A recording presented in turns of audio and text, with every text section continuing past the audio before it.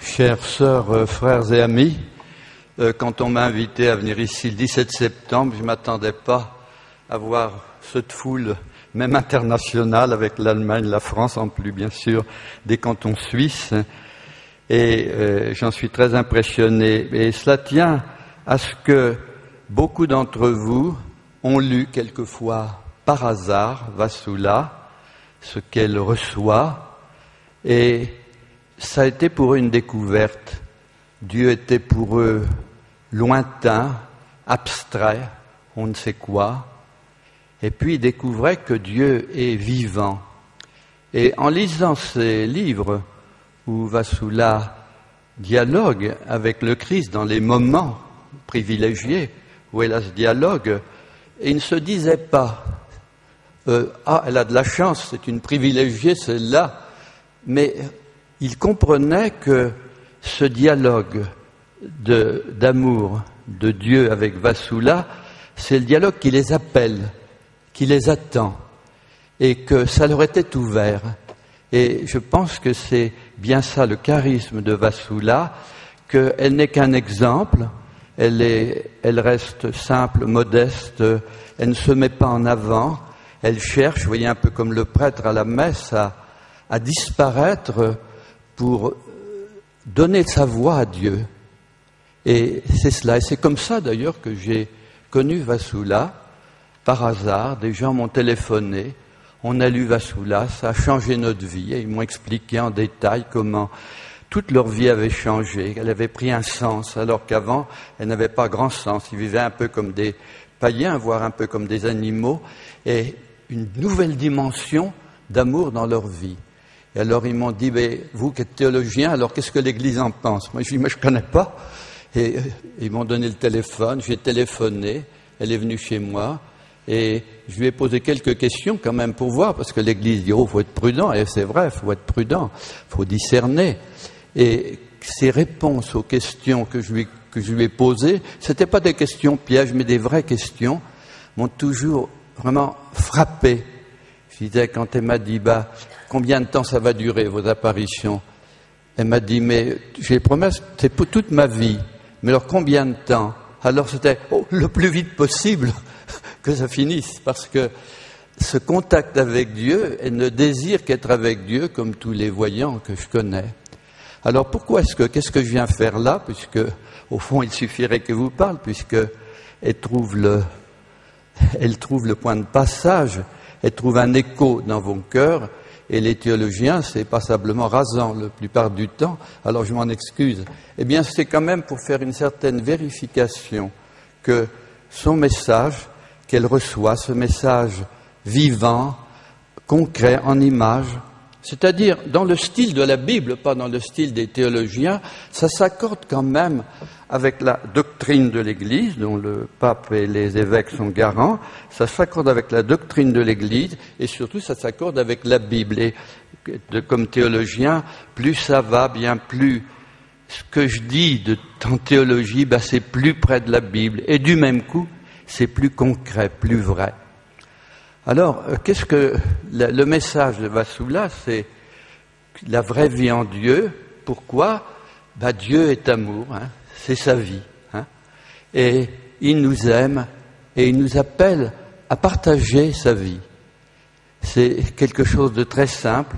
Il a fallu près de 4000 ans pour qu'on le comprenne, surtout 2000 ans pour qu'on le comprenne progressivement.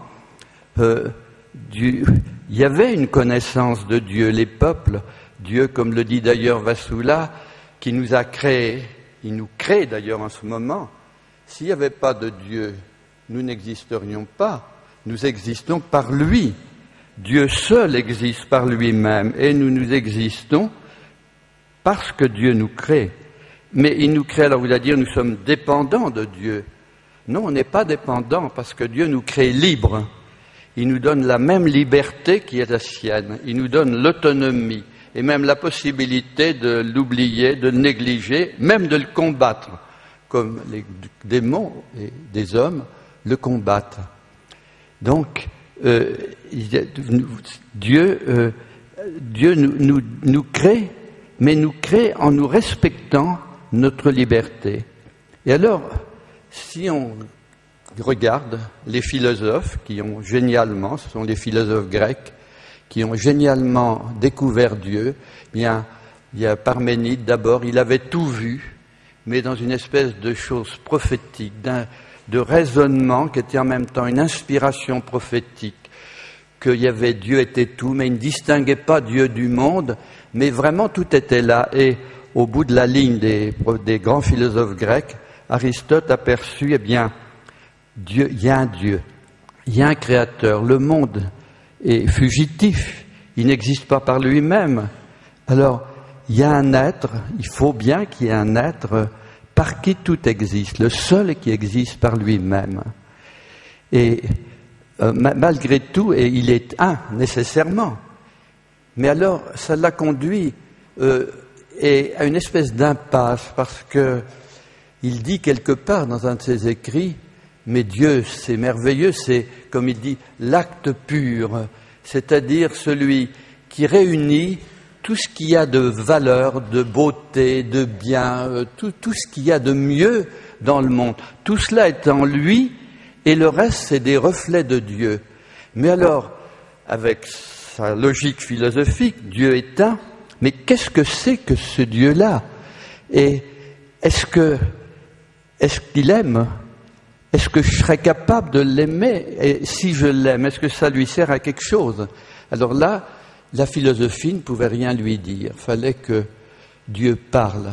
Et alors, par ailleurs, un millénaire avant Aristote, Dieu a parlé et il s'est exprimé à Moïse en disant, à Moïse qui, avant de libérer le peuple, justement, toujours Dieu qui est la source de la liberté, je suis, Moïse lui dit, mais moi je dois faire un message, mais le peuple va pas me croire, quel est ton nom?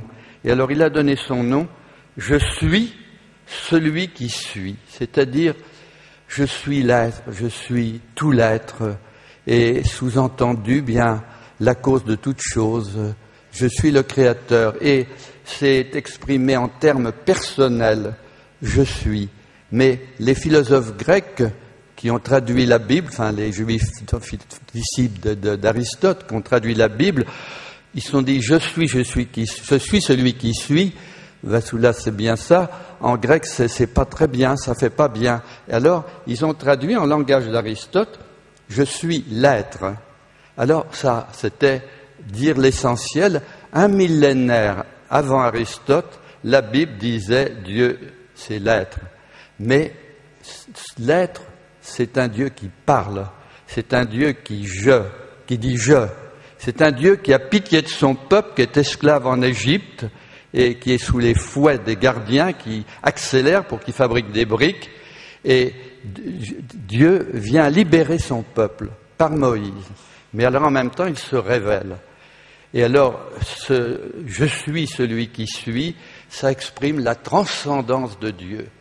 Mais pas seulement sa transcendance, puisque ce Dieu, il aime son peuple, il a pitié de chacun d'eux, puisque, bientôt la Bible dira, il a créé l'homme à son image, à sa ressemblance.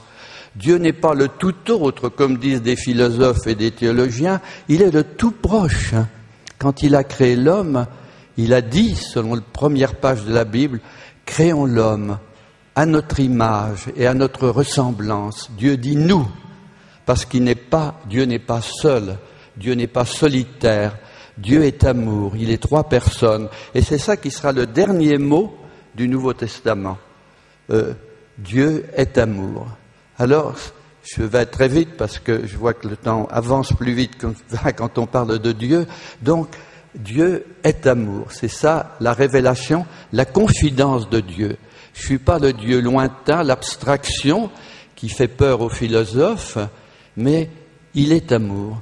C'est-à-dire que de toute éternité, Dieu existe, mais il n'existe pas tout seul.